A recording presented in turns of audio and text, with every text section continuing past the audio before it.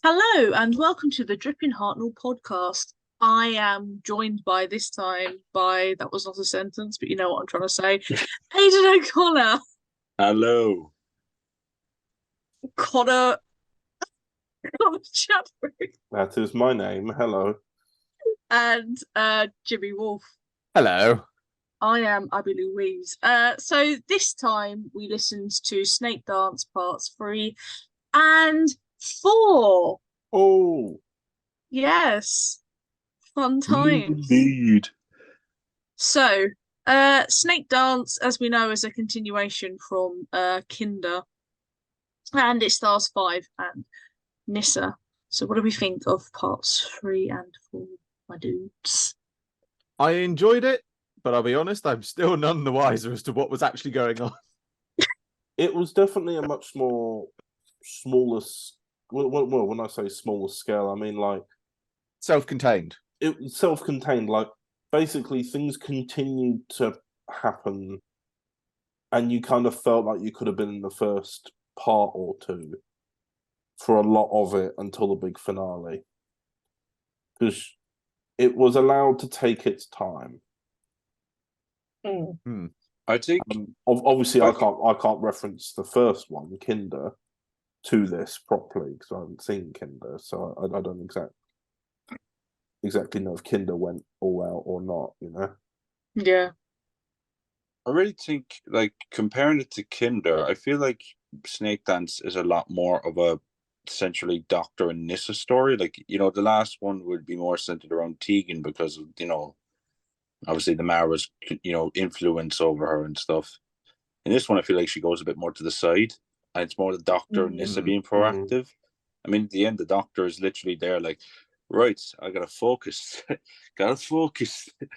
I suppose what's different is with this one, it's a returning villain. It's not like the Daleks or the Cybermen or anything like, because you know you can kind of guess what they're doing. But with this, they've returned. The Mara's returned, and they've always just had one goal, which is to return. So they've kind of they've already got context for what it is. Whereas, you know, with Dalek and Cyberman stories, whenever they're returning villains, it's always like, I know what you're up to. You're up to something, and I know it. But the Mara is a very simple want, and that is control and power. So, in a way, I suppose that's why it was able to be self-contained, is because you didn't have to introduce the villain again. True. I think, obviously, like, I know Connor's not seen Kinder, but Kinder's very much shows it from the Mara's, like, you can, it's more Mara focused, whereas Snakedance is more how do we get rid of the Mara, if that makes any sense. Yeah, I was watching it. I have to say there was that sort of thing of like, having seen Kinder, I love Kinder, and I do like Snakedance. Again, I think I said this in the first two parts. It's one of these stories that I've just, having rewatched it now, I think I should watch this more often. It's really good. But at the same time, there is an element of watching it, you feel like they realized that they needed a story to resolve Kinder's plot. And this is what they came up with. And I'm not saying that in a negative way, but you just look at it and think, like, there is an element of contrivedness to it. Yeah. Which is why I think it seems a little bit sort of not overly complicated at times, but it's sort of, I think there was a moment in the third episode where you've got 3 different things are happening. You've got the Doctor and Nissa, you've got the people in the temple and in the cave, and then you've got the people in the palace room, and they're all different things going on, but they're all happening at the same time, and it keeps jumping back and forth between them. And you think you could have just sort of separated these out rather than mixing them up. And it just sort of does, like I said, it doesn't feel contrived in a bad way, but you just look at it and think like you really can tell that you've trying to resolve the plot with this. I will say this, and I've mentioned this before, but as a trilogy with the Mara stuff, because obviously there's Cradle of the Snake as well from Big Finish, it works really well. Yes. But see, I personally, from my POV, is I feel like Kinder's the weakest one, but that's probably because it's the introduction to it, you know. But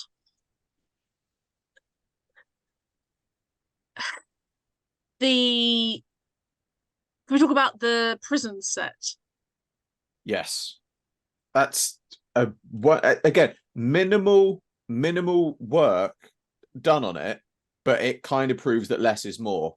You really did just have such a self-contained set with that, but it worked so well. And I also think the way that they had, I don't know whether it was added on post, I would assume it is, or whether it was a product of the set being so big, but just the echo you got when they were talking in there really just sort of helped set the scene of that to give you an idea of what it was. But again, it's, you know, I think some of the set work in this is probably some of the best we've seen. Some of the way the cameras are used for this one is really well done. It's minimal, but it's made to look maximal, if that's not a real term, but you get what I mean. Maximal. I also really like the way they filmed. They seem to change filming technique by changing to what looked like original film. So I think by this point they moved to VHS tapes. So they were still filming on tape, but it's not the same as film. And we were talking about this as the episode was playing, but we think they were filming on film to make it look like they were filming on location outside. I'll tell you honestly, I was still quite lost whilst watching this. That I don't actually know how they ended up in that location. I assume it was like a ghostly realm type thing, but that's why I'm assuming that's why they went to film for it. But it was really nice. It had a nice effect, and I always think that film has a really is always a better effect than VHS, because VHS has always got that sort of element of it's one step closer to digital. Plus, I noticed that a lot of the editing techniques that are used in those sequences were like that of traditional film, with this being using my film degree well. There's a technique called the Kuleshov effect, right? Where they would film someone who was a man called Kuleshov, and he filmed himself looking blankly at the camera, and then they would intercut shots of other things, and then cut back to him, and you as the viewer, the audience read into his expression. Yes, I'm sure I've heard of that before. But yeah, so like for example, you'd have one of him staring blankly at the camera, and it would cut to a bit of footage of a hot bowl of soup on the table, and it would just cut back to him staring, and you're going, well, yeah, he's hungry.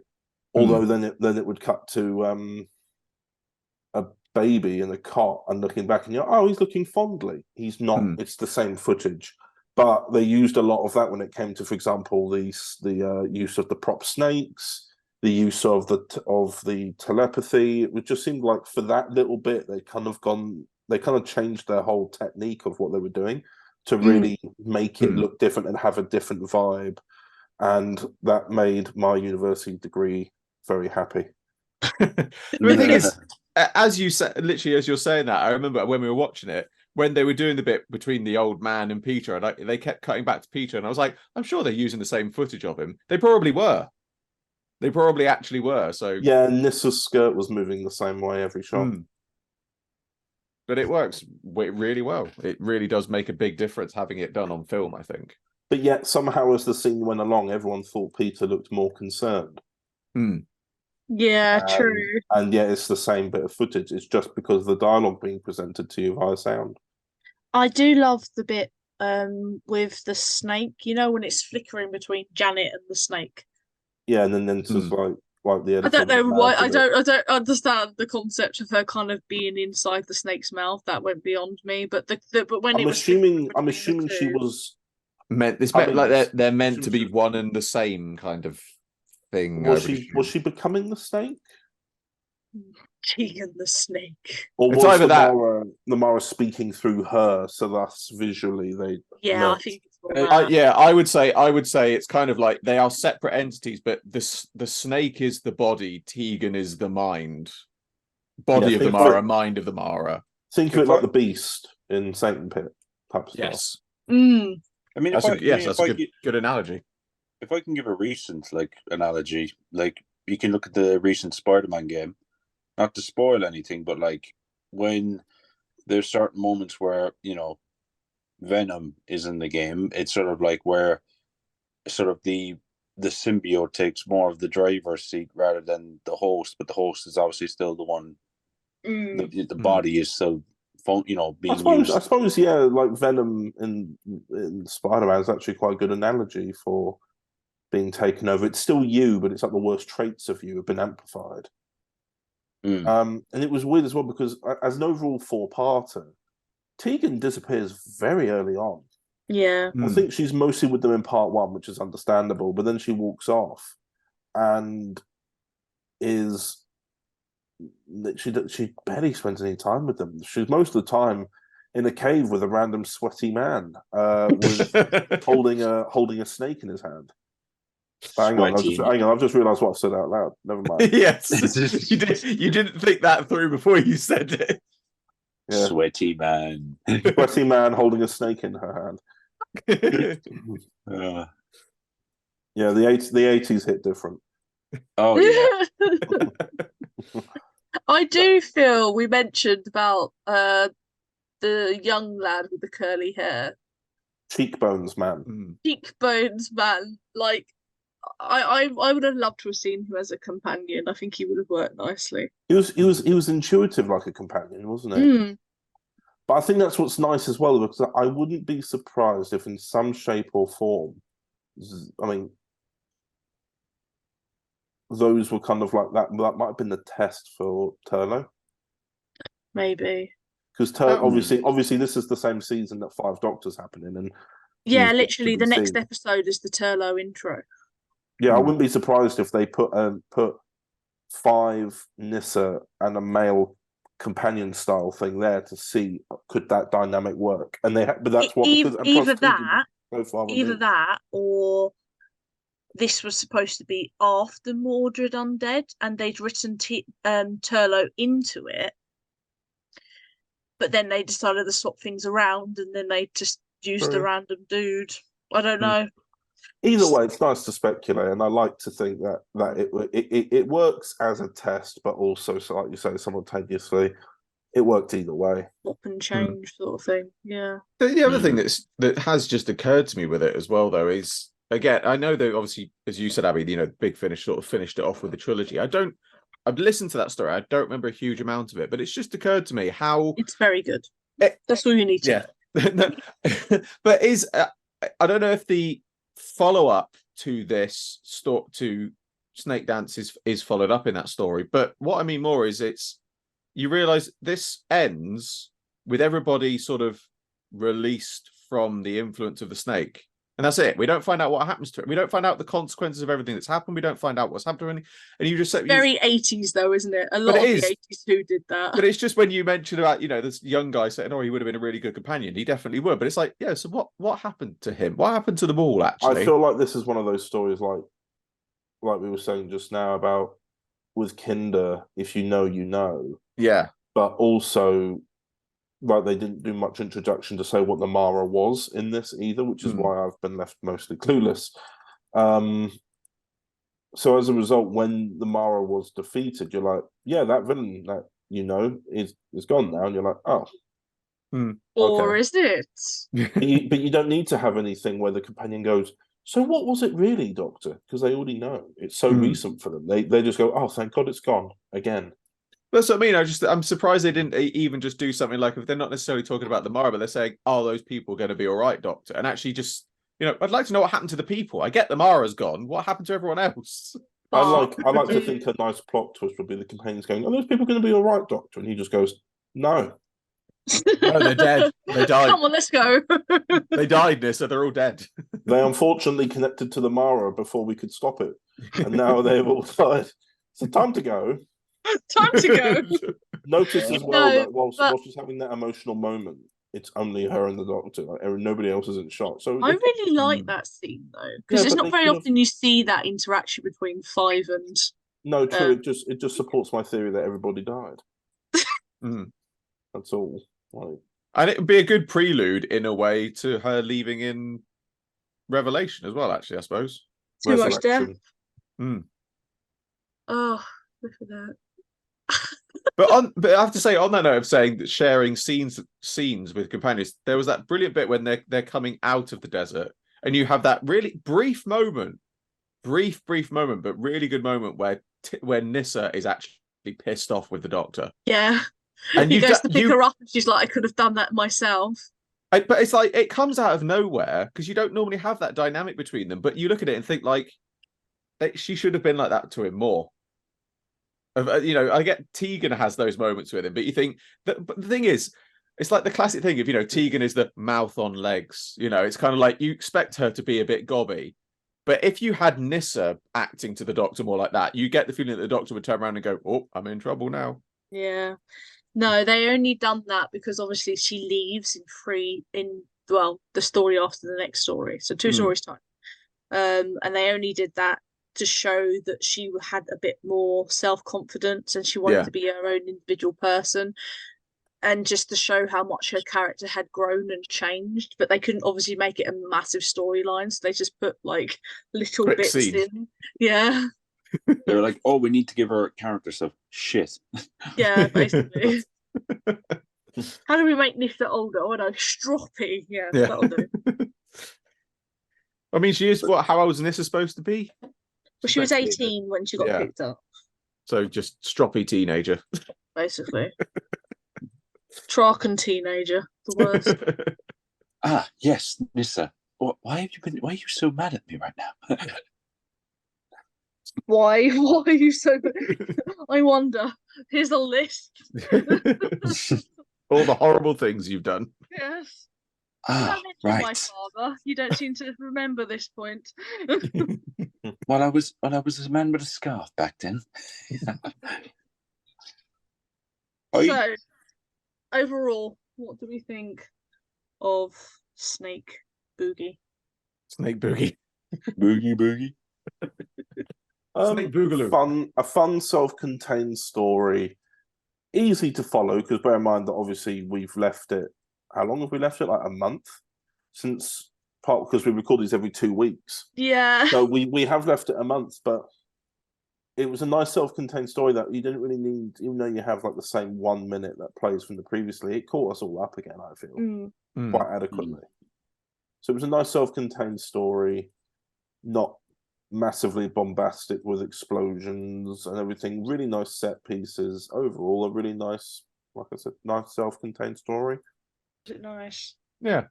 It was nice. Aidan? I think it was a lot of running around other places, like going just a lot of we're going to go to one place to sort something out, we're going to go to another place to sort something out. It's just, I think it is like an interesting story when you have like the elements of the royalty coming into it and sort of trying to bring them in. I feel like another part, it could have done with one more part maybe. It does feel very rushed at the end, to be fair. Yeah. But I will give it this, that they do build up the threat of the Mara on from the last story to say, look guys, that thing that you were scared of before? Yeah, it's worse now. I will say this, the Mara scares the living daylights out of my child. That is like his least favourite Doctor Who villain. It scares him. So Jimmy.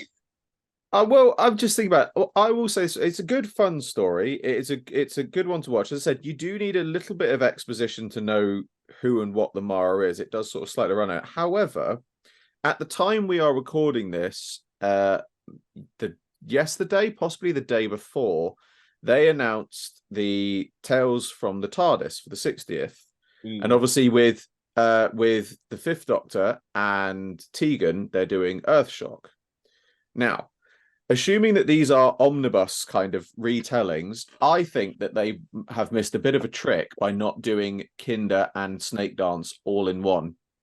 Because you could have brought that whole Mara story to an audience with the Fifth Doctor and Tegan coming together, and you would have explained it more. And I think you could have also almost built on it, because, as you were saying, at the end of this story, even if we accept it as a fan idea that everyone died, it's taken its mental toll on Tegan. And I think at that point, where she then leaves at the end of Revelation of the Daleks with this Tales from the TARDIS and then meeting again, you could have this great thing of finally the Doctor begins to realize the burden that the Mara had put onto Tegan. So I certainly think it's one I would certainly highly recommend giving Snakedance a watch, but personally, I would also say watch Kinder first as well. Yeah. Just at the very least to get it going. They did use the Mara to advertise season 20, the Blu-ray. That's true. That is true. They did. Which was lovely to see because, you know, the only way they could have worked Nyssa into a thing, I reckon. But it was really well done. And I kind of hope that I'd like to think that might have piqued some people's interests. It'd be like, what the hell is this Mara thing? Definitely. And especially now, obviously, all of Classic Who's going up on iPlayer. I'm hoping now they'll be like, what is this Mara creature? And then, you know, because you can't really have Tegan without the Mara. I was saying this before, like, if they are doing this unit spin-off and they do have Tegan in it, I will be very surprised if they don't do something Mara related. I wouldn't surprise me if they do something Mara related, just purely because I get the feeling that even, again, I'm not fully up on my Tegan lore, but I get the feeling that the Mara never truly left her. It's always there, always there. I feel like there's probably something. It's always it's permanently marked her. And certainly with the follow-up story that we've just had with Snakedance, even if it's not there in its entirety, it's like in the same way, and not to get morbid here, it's like in the same way that you can have a particular illness, and even though you may not have it, there are things that stick with you. True. It took control of her mind and gave, and I mean, a snake tattoo turned into an actual snake. It part of her changed. True, but like things about her and how her body works were altered in those moments. So nothing ever goes back to the way it was. True. So, on that note, thank you for listening. So next time we are watching the 12th Doctor episode that is Flatline. Yes. Yeah. Very good. Very good, yes. Right. Thank you for joining us, and goodbye. Bye-bye. Goodbye.